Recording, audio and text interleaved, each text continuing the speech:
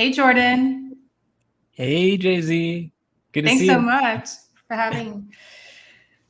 for coming on to the podcast. Good to see you too. Yeah, thanks for having me. Really excited for this. I started this founder design thinking podcast to find 10 unicorns, and you're number 20.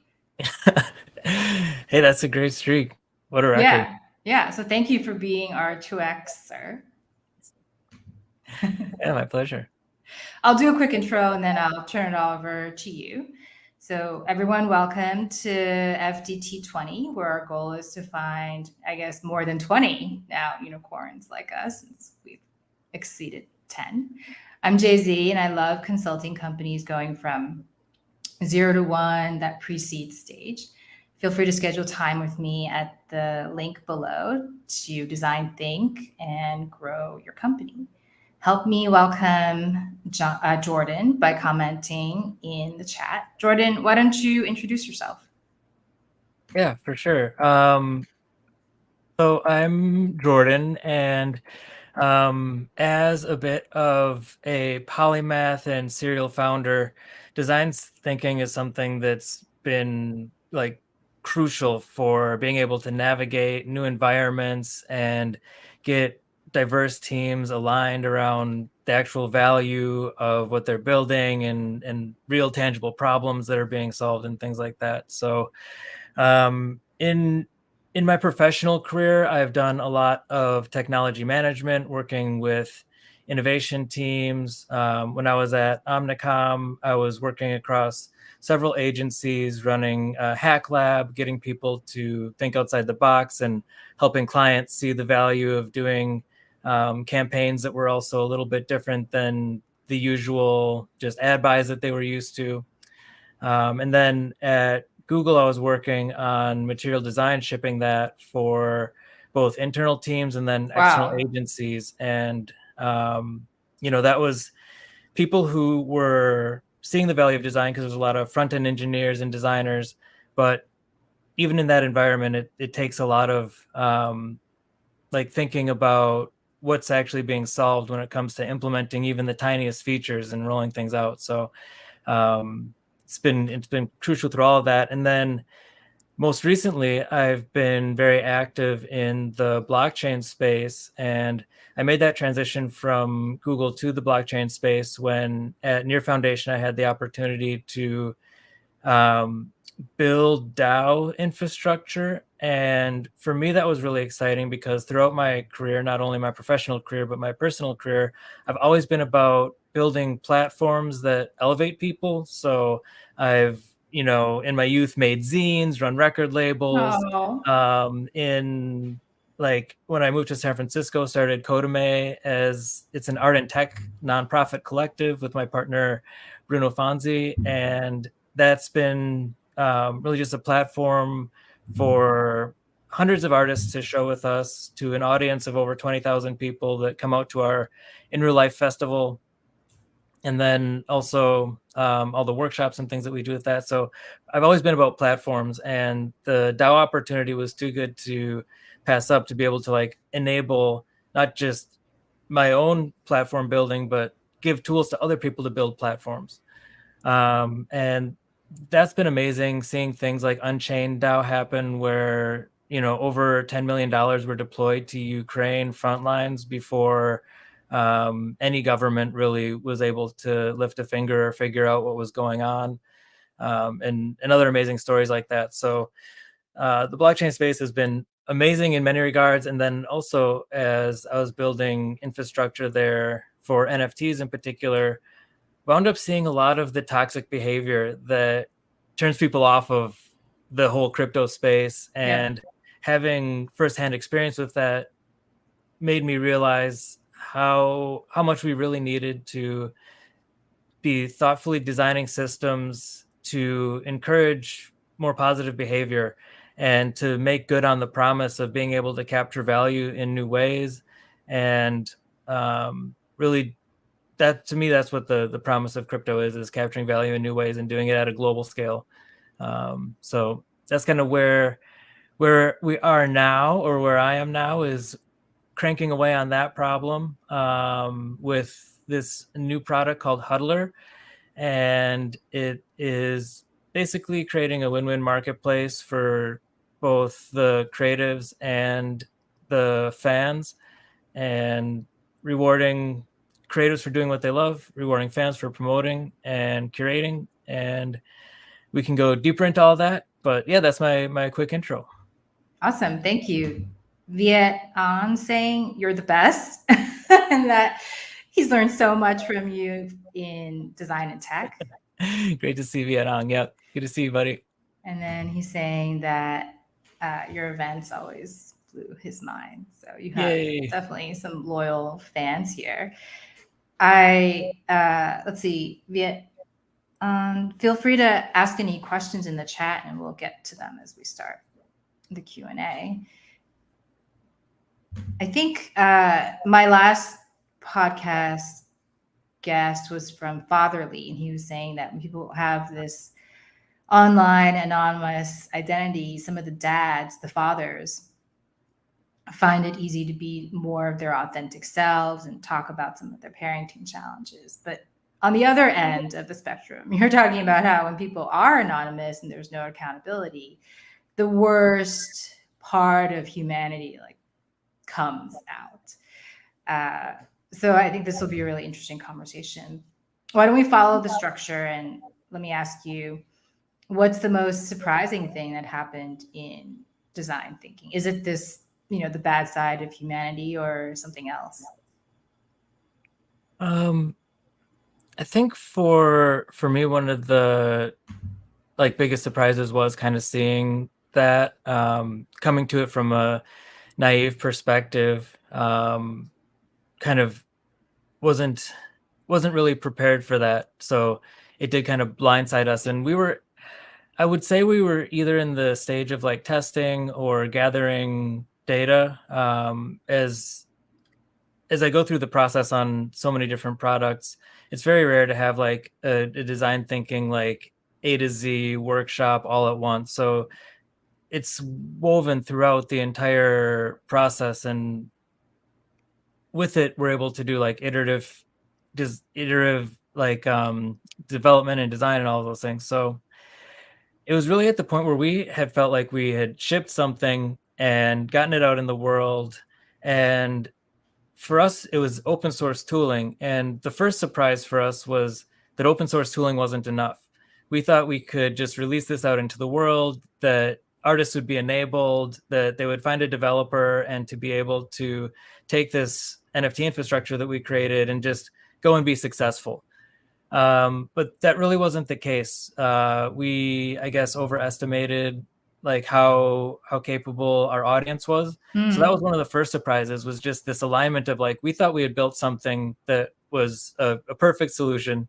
And really there was a large gap in between what we released and what our audience wanted or needed to be successful. So that was the first surprise. And, that was a big one to tackle. And we, because of that, actually wound up in something of a service model. And that was not something that we had set out to do. And it was very time intensive.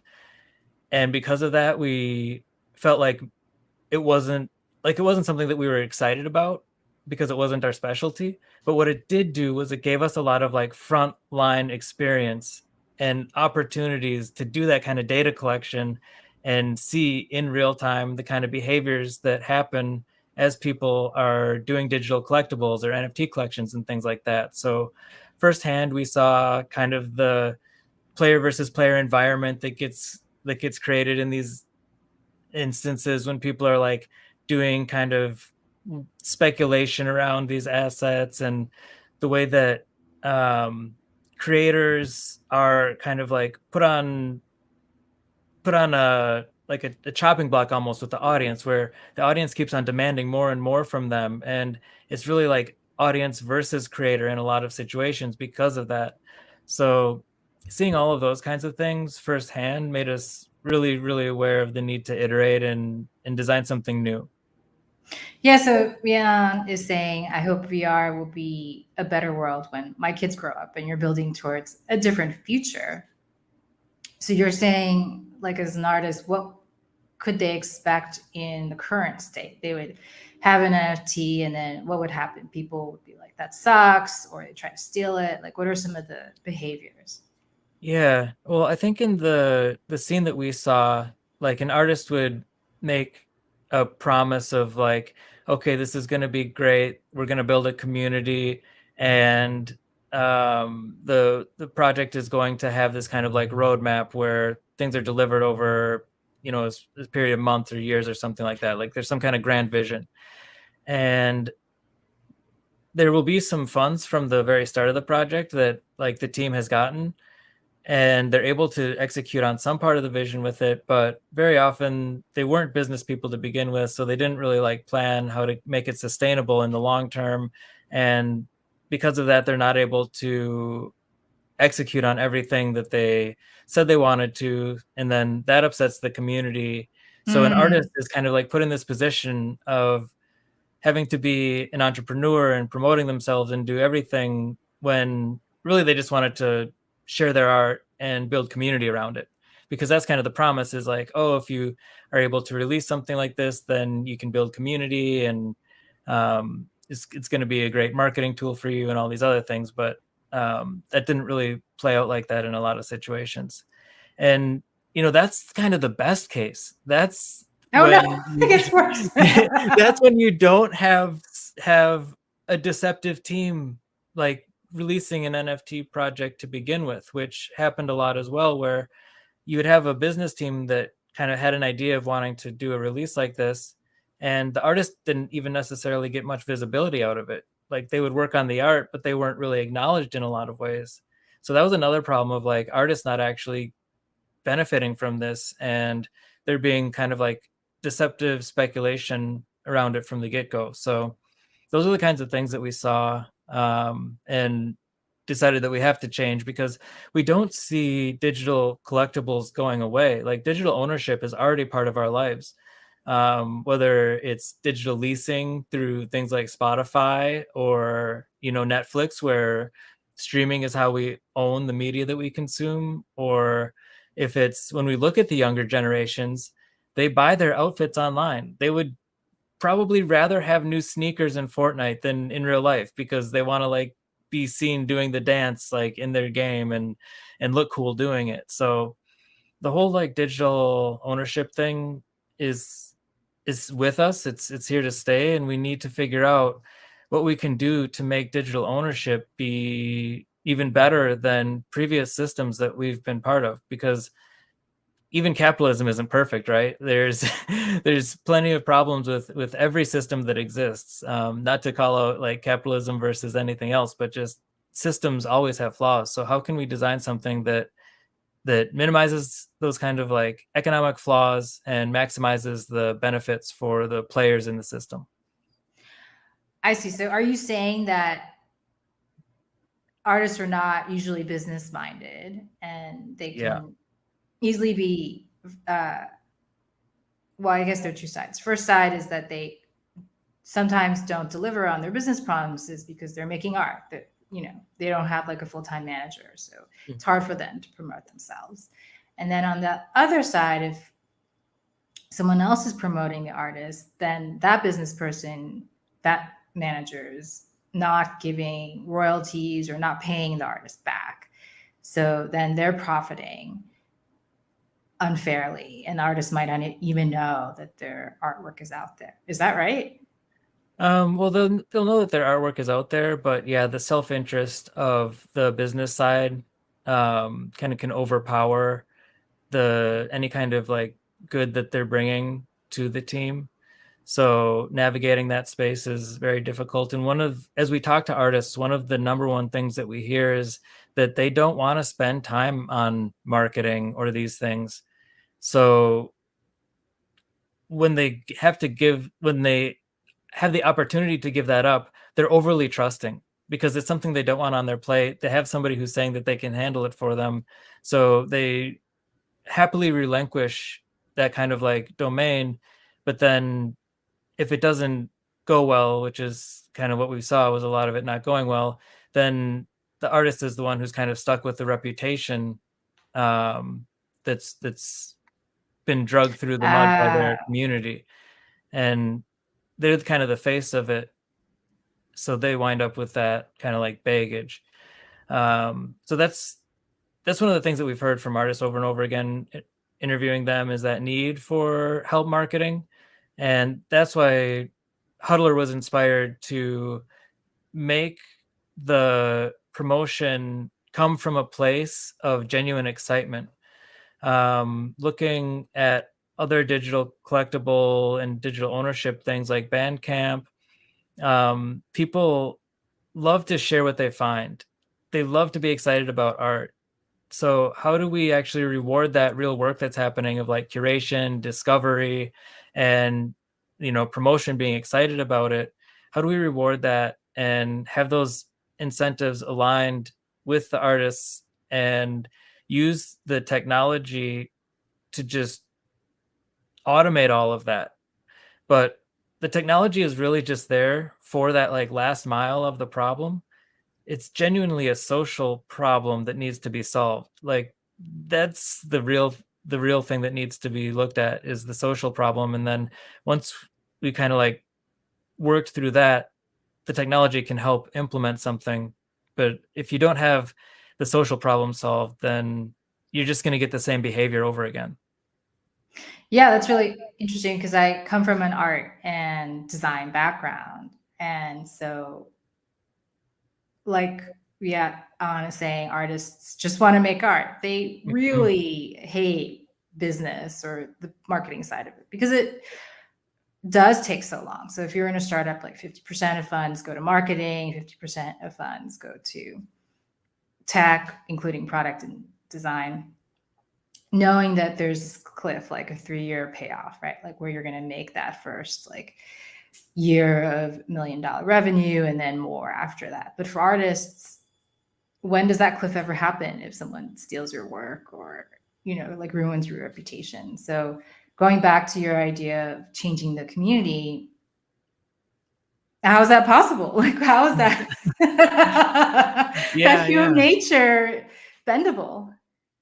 Yeah, well, like I said, first of all, it's just designing that system to align the like natural behaviors that exist, like aligning those in a way that's constructive from both sides.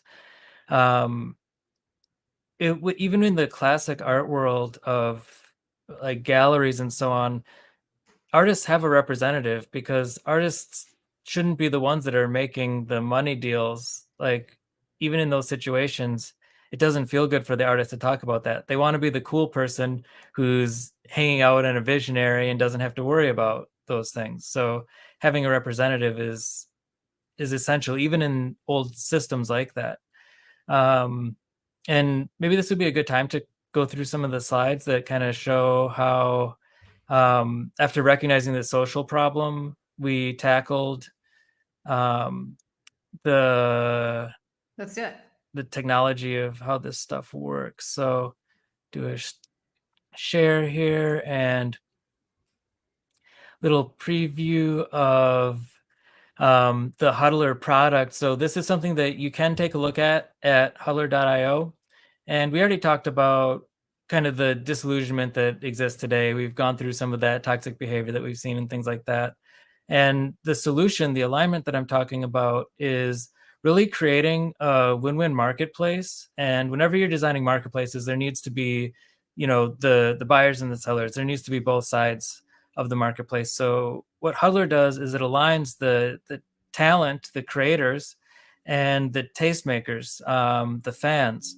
And the way this works is by combining the creator economy with the gig economy and really looking at that overlap, where those two things play really well with each other.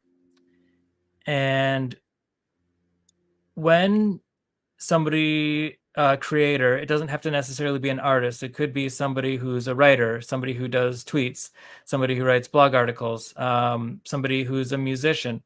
It works with any kind of creative output. And I think that that's important to acknowledge too, especially as we see AI kind of like digging into like creators livelihoods and things like that. This is a system that works for all kinds of creativity, and we're starting with artists and musicians because those are the people who are willing to experiment. They're hungry for new ideas, and they're willing to go where nobody else will go. They are the gentrifiers who are out there in the warehouses, They are the making gentrifiers. neighborhoods safe before the rest of the families show up.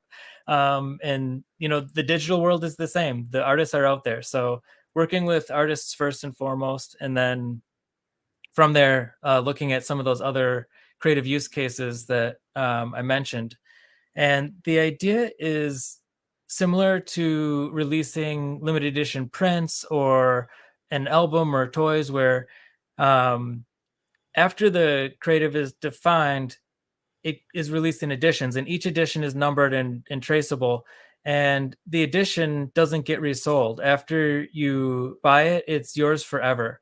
So it allows people to just buy the art they like and keep it forever, and not have to worry about the speculation or the secondary marketplace. And that's where we see all the toxic behavior coming from, is people dumping on each other, trying to pump up the price of something and then sell it to somebody, things like that. Even inside of the community, like community members to community members. So eliminating the secondary marketplace is really crucial to like the design of this Huddler product. And so then, okay, if there's no secondary marketplace, where does the money come from? Why does anybody want to participate in this? And the way it works is that they're open editions. So there's always one sale that's open. There's always a next sale. No matter how many editions have been sold, there's always a next sale. And anytime a sale happens, the artist gets paid first. And then the people who came before them also benefit economically. So the people who get in early, they will be earning the most, in some cases almost as much as the artist. And then as time goes on, people that discover it at the end will earn less and less, but they're still part of the same team. Everybody wants that next sale to happen. Everybody's aligned towards that one shared goal. And it's all done transparently. So describing that system, this is what it looks like visually is, we've got our edition numbers along the bottom here. For each edition, the price starts low. This could be 1 penny, $1, or $10, however you want to price something. And that's the amount that the artist will make every time a sale happens. And then each time a sale happens, the price goes up a little bit, and it keeps on going up smaller and smaller amounts.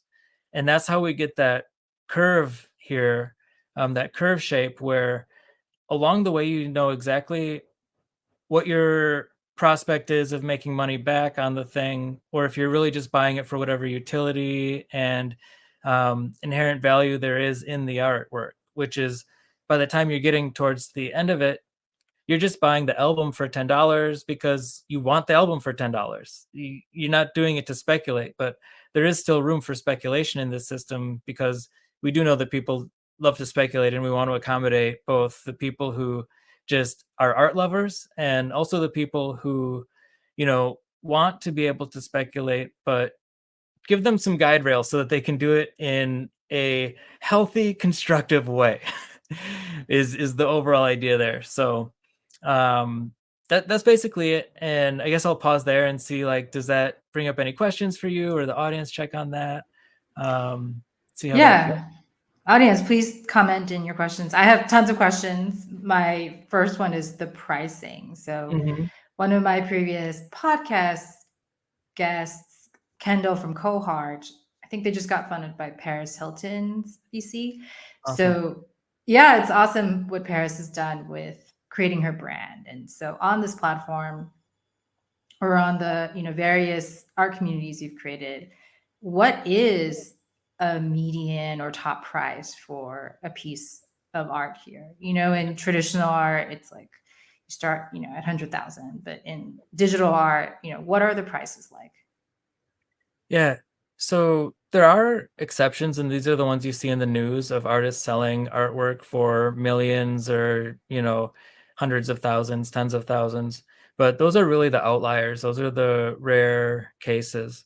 More than half of the digital art sales that happen are less than 200 or less than $100. Like that's kind of the price range where most of the art sales happen for the majority of creators. And that's something that I've experienced myself. Also, have watched like auction houses for creators that are on the ground, kind of grassroots things like that, and that price, in addition to seeing the statistics around it, I know that the collectors, that's about what they feel good spending money on, even for things like open editions. So that's why the pricing for us, it starts like we're thinking a starting price for a piece of artwork would be something like $1 to $10 at the start of the curve. And then as it grows, the idea is that it would grow about like 10x over the time that the edition was kind of like discovering its price. So if an artist wasn't sure how to price their artwork, they could start at $10. And then as the edition sold, it would work itself towards $100. And then they would know kind of like where people were comfortable buying their artwork, what the price range was that was appropriate for releasing future editions.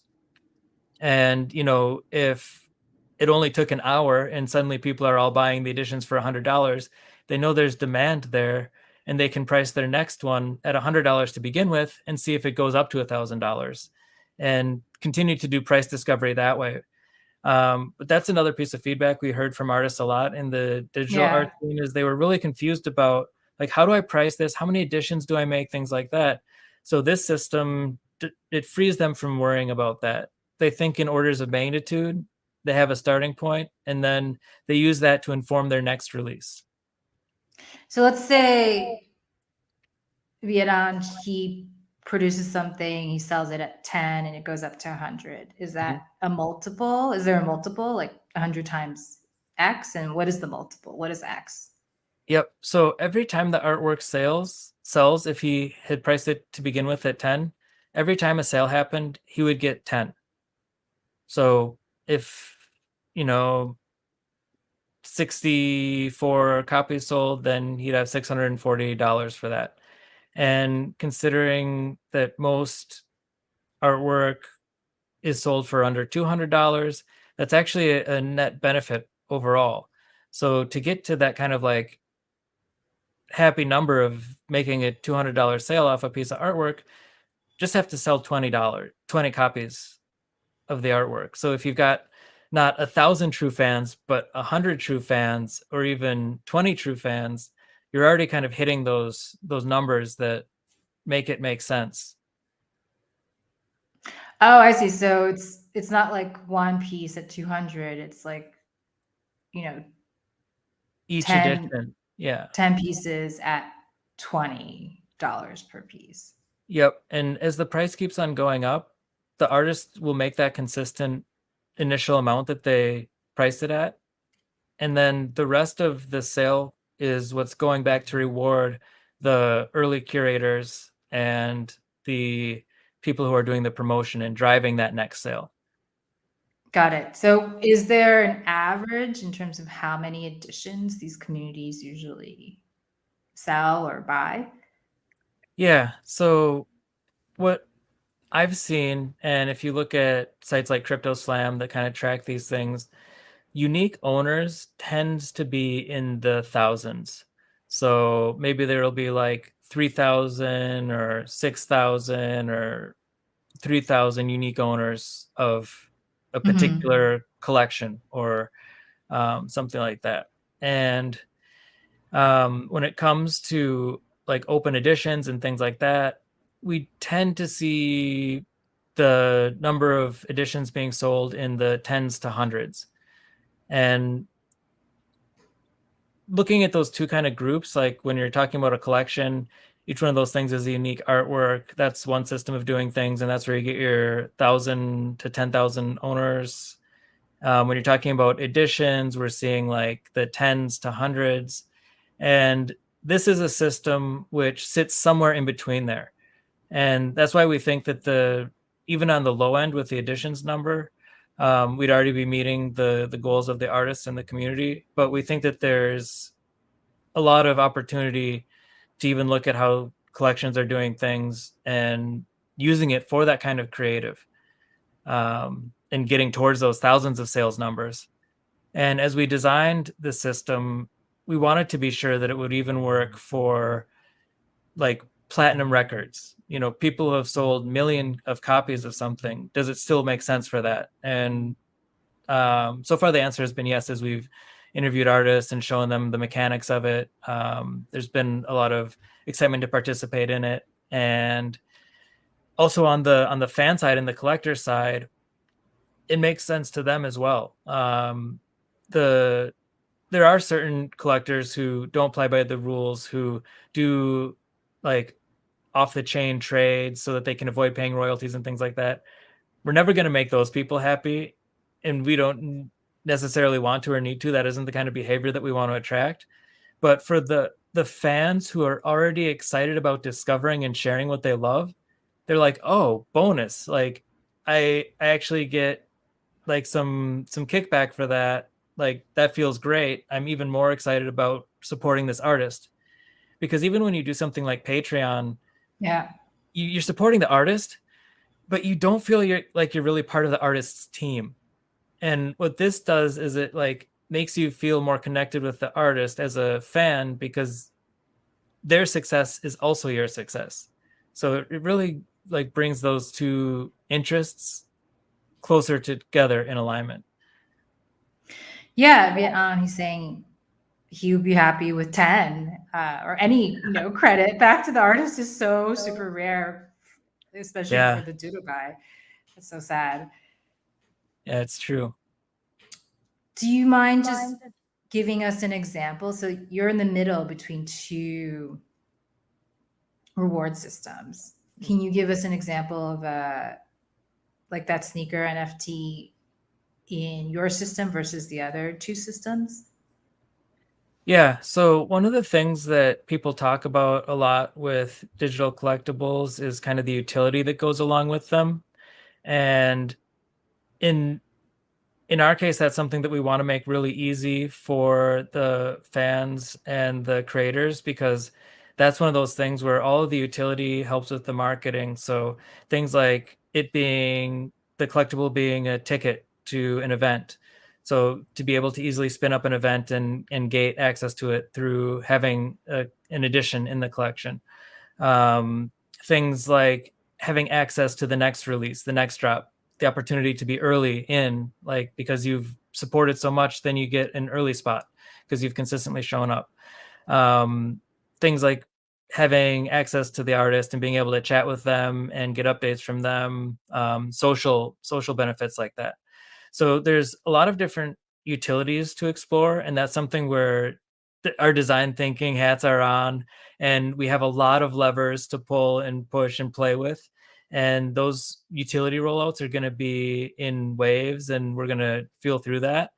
And we have experience with some of them already, having done so many NFT launches using the old system. So we know some things that work and don't, but we're excited to explore even more there. So um, that's one of the things that we're really excited about with moving into the new examples, is kind of like how those utilities play out and making them just easy for the creators to turn on, so they don't have to worry about it, like they don't have to think about marketing. And that also gives the fans an easy way to participate, because just because you're excited about something and you share it on different channels like that, that's one thing, but then maybe there's more ways to participate that could do even more promotion or help in even bigger ways. So that's kind of where a lot of our thinking is at right now, is not just making that sale easy for both parties, but afterwards the engagement. Like, how do Mm. you put some rails in place so that people don't have to think twice about how to participate?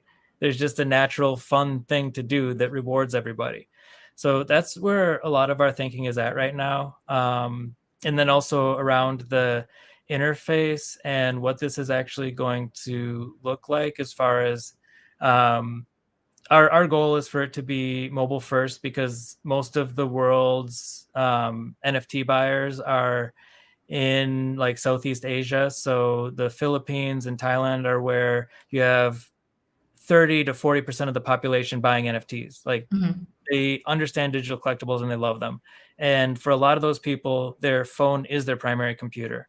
So that's one of our like star design goals is like mobile first, and then also making it so that it's something that's fun. People haven't really figured out what to do with digital collectibles, how to integrate them into real life to make them enjoyable. So we're really playing with the idea of like it being a digital art frame, kind of an ambient display, and letting it be something that they can leave on and enjoy their artwork, and then also inspire other people to ask them about it, which is something I've experienced a lot with like screensavers in the office. When you put up an interesting screensaver, suddenly everybody wants to talk to you and ask you, what is that? And those kinds of things. So it's something where just through anecdotal evidence, I've seen it work really well. And then as far as like navigating between the kind of open editions and the kind of like collections and those two worlds of creative and things like that, I was talking before how this can be applied to just about any kind of creative. And I think that there's some really interesting format options to ask about what editions are.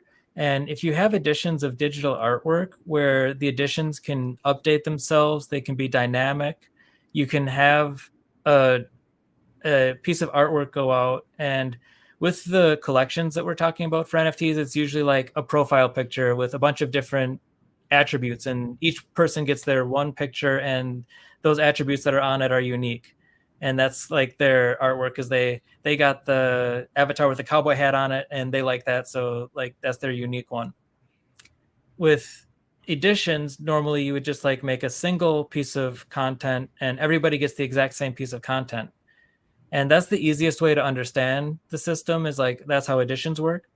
But there's actually an interesting middle ground there where everybody can own part of a collection and the artwork that they see could be unique and different. Or maybe everybody sees the same artwork and whoever bought it last gets to change something about it, and that updates for everybody. So there's a lot of interesting mechanics that could be played with as far as like, what is this format and where do we go with it? And that's one of the things where we're really going to have to apply design thinking to see how these ideas sit with people. Like I can already see like this is something that's hard to imagine, right? And I think that once the thing is in your hand and you're interacting with collections, then it's figuring out how to introduce it in a way that is just congruent and it doesn't feel like a large leap for people. It feels like a natural transition, and introducing things slowly, just feature by feature, because that's the best way to be able to test, get feedback on things, and also have something to talk about with your product. Like you don't want to do a huge product update where you change everything. That upsets everybody, and then you don't even have like your announcement is just like this one thing. If you take that big update and you break it up into like 10 different updates, and every week you have some new little change, it shows people that you're iterating and that things are happening and it's moving, and you've always got a press release to push out. So being iterative, and even if you can technically ship the whole thing all at once, hold on, take it slow, and really like juice it for all you can. Like make each feature an exciting thing that you can talk about and test and see how people respond to. Wow, it's amazing talking to all you ex-Google people. You always have like a new meme and a new concept. So I love how, I asked the question, where do you sit between those two financial models? And you answered it with all these new value streams, right? Like this kind of idea of provenance sitting in the middle, where you're not creating a new edition, you're not copying an existing edition, you're creating this layer of like who bought it next. Yeah. And I love that, because in traditional art markets, it is really important to establish the originality via who bought it before you. And, was it a banker or some anonymous buyer? Was it the real, like Van Gogh or a fake Van Gogh from one of his students. So I like this idea, but you'll get more data from all your testing. Yeah, and talking about provenance is really exciting too, because when you have a piece of artwork like an NFT currently, if a celebrity bought it, like you can buy it after them, and there is that record on chain, but you're not necessarily part of the same community. Whereas in the system where everybody owns an edition of a collection together, like it is much better at building community and making those ties like feel closer when you're owning it at the same time. It's not just, oh, Mike Tyson owned this before me. It's Mike Tyson and I both own this. And that's like a much more exciting kind of like value add. And when you're building community around that and opening up those channels, it's super exciting. And even if celebrities aren't using their real names and faces, which we talked a little bit about anonymous behaviors before. I think that there's upsides and downsides to anonymity and pseudonymity, and I think that we'll probably see a lot of collectors using alternative names, and the people who know them and are looking for them will recognize them, but it won't be totally obvious just on the face value or just by looking at the chain. I see. So people collect under other names just to preserve their privacy. Yeah. Well, then bring it back to the idea of changing the social system. Now you're rewarding people you're paying people kind of to share and to like and promote. How does this change the social system? Yeah, I think that the main change is the setting up those rails to get the values aligned, like looking at already occurring natural behavior and steering it a little bit. We've seen the range of behavior. We know that people love to promote and they love to talk about things. So how do we take that social behavior and reward it? And that's like curation is real work that happens in the world, but it's very rarely called out and appreciated. Having run an art and tech festival for more than 10 years, like our curators, like they're part of the team and we highlight them and everything, but there needs to be more of that. Like just because a curator was involved in something doesn't mean that they're necessarily like monetarily benefiting from it as much as they could. So there's that. Sorry, I've got it. There we go. Alarm. No so the social aspect is really just that alignment, looking at the social like behaviors and making sure that there's a way for those naturally occurring things to be constructive versus not. And I think that actually plays a lot into looking at like AI and how humans socially fit in with AI and how the nature of work is changing and all of those things, because we have to find new ways of capturing value. And that's largely like zooming out. What we're trying to solve is like, how do we capture value in new ways? If there's no work for anybody to do anymore because all the jobs are done by robots, what do we have to do anymore? Tell stories to each other?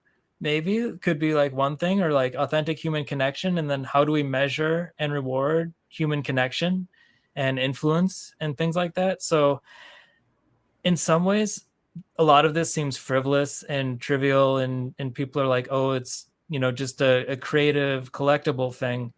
But at the same time, I think that we're tackling a lot of the issues that are going to be very topical in very short time. Yeah, I've done a lot of this research for my own software that I build and share. So the AI that's out there isn't curated, it's just by volume. So if there was a terrible meme that everyone shared, then the AI would recommend that as the solution to whatever question you put into ChatGPT. And so the volume is by definition, kind of like the worst of human habits, right? So you're talking about a curated AI where it's upvoting and recommending things that are, first of all, true, and then second of all, that the community feels is rewarding each other. Yep. Is that what you're talking about, or you're talking about something Absolutely, else? yeah. Okay. And having that be traceable in some way so that the value can be there and the attribution can be there. Because without that kind of layer in place, then why would people be incentivized to participate in that kind of system? Yeah, I mean, with all the scrolling and sharing that everyone does, it feels so mindless. But then in the end, only the platform wins, right? So, Yeah. and then the platforms change their algos all the time. So you're talking about a rev share back to the people who are artists, but also the people who are marketers on both sides.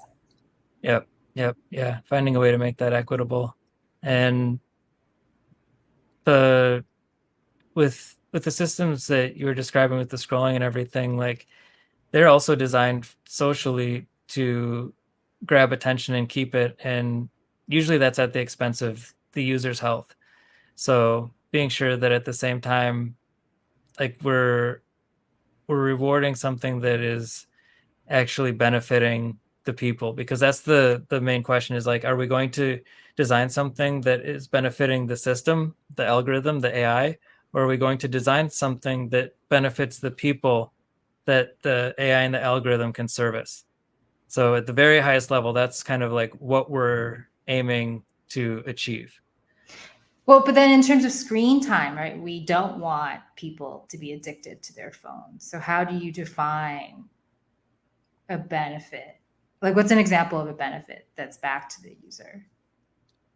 Well, for example, with Huddler, we're not trying to keep people like engaged in their screens all the time, but to be able to take things that they love online that bring them feelings that are interesting to them, that artwork bring, and having that as an ambient part of their life, it allows them to put their phone down or look away from their computer and not be so tied to it, but still to get the benefits of they did that curation work and now they get to enjoy it as an ambient part of their life and get on with the rest of their life. Are you talking about the analog frames and taking it into Yeah. real life? Yeah. Got it. Okay. Yeah. Well, we're definitely at time, I guess, to close out. Do you have any questions for this community? Always, I would love for anybody to take a look at, the Huddler deck, and provide insights and opinions, especially critical ones, because feedback is a gift. And that's the best way to validate things, is to look at it from every angle. So that would certainly be appreciated from the community. I don't have any pointed questions, but always excited to talk to people. If anything that I said sparked interest and you want to explore any of those vectors, feel free to reach out through any of the channels. Always happy to chat. Can book a meeting. And yeah, it's been a real pleasure to do this. Thank you so much for having me on and talking through all this with me. This is so fun. I love the depth of this conversation. It's super innovative. And I love what you said about releasing with design thinking, releasing little parts and testing it, building that community before you release like all the other 10 features. So thank you. Yep. Incremental. Incremental. Thank you, Jordan and everyone. The next couple of podcasts will be focused on AI and be demoing how people are using AI in their workflows. And I think the last call to action is get in touch with Jordan. He wants the feedback, even if it's painful, especially if it's something surprising that he wouldn't have thought of. Oh. Please ask more. Well, I think we need a question from you, Vietnam. Do you have a question for Jordan? Anyone else in the chat? Any other questions for Jordan? I guess, Jordan, I'll ask you last question. Are you an artist? Are you going to be on the platform as well? Absolutely. I have my own art practice. I do multimedia art, and I'm very into the Creative Commons and the concept that like all culture exists in context. And for me, remix work is very important and kind of hits that concept on the head of without context, no creativity has any meaning. So a lot of my work is about reappropriation, remix, doing collages, things like that. And I make music, so you can check out my music and my visuals and other things like that. But yes, this is also solving a pain for me of like being comfortable releasing my art through a system that isn't exploitive is one of the things that I'm really excited about personally. Yeah. Okay. Well, one last question: how to stop doom scrolling and how to make scrolling more happy? Yeah, so I think for that, like the design of doom scrolling, it is by design that the systems capture your attention with conflict. We know that conflict and differences of opinion are what keep people's attention. So that's what keeps on popping up in the feed is that kind of content that, sparks your brain, they know is going to keep you there. And then knowing that, the question is, how do we design it so that knowing that that's people's kind of method of operation, like they're just going to do that anyway, like how do we design something that recognizes that but doesn't necessarily encourage it and gives them a healthy outlet for it? So to go back to something like Huddler, allowing people to say they like one thing more than another, introducing conflict in that way, setting communities against each other for participation points or things like that, where they have a way of participating in conflict or seeing some kind of like conflict or disagreement happening, but it not being about like having the synapse fired for a second and then going to the next one, giving them some way to like participate in it or feel like they had something that they could do about it. Because when you watch a video of two people fighting because it came by your timeline and you scrolled past it, like there's nothing you can do. It doesn't feel good. It just leaves you feeling empty because all you can do is scroll past it. But if there's something to engage with where you can make a difference, I think that that's like the kind of the right thing. Like, can we make the vote actually feel like something, like a thumb up or a thumb down, or what kind of other mechanics can be designed to get people to pause and appreciate that they do have a voice and agency and things like that. Yeah. Does that answer your question? I think that's really interesting because when you have people just on the sidelines watching and gawking, it can feel very scary to be famous, right? But when you're famous and people are taking your side or helping mediate the miscommunication with the other person, I think that can be really fruitful. So, yes. All right. You answered the question. Cool. Yeah, Thank thanks for you. tuning in. Thanks for All all the right. questions. Well, we will definitely close because we're going to let everyone get back to their day. But please get in touch with Jordan with all of your feedback. Yeah, thank you. Thank Take you. care. Take care. Bye. Bye.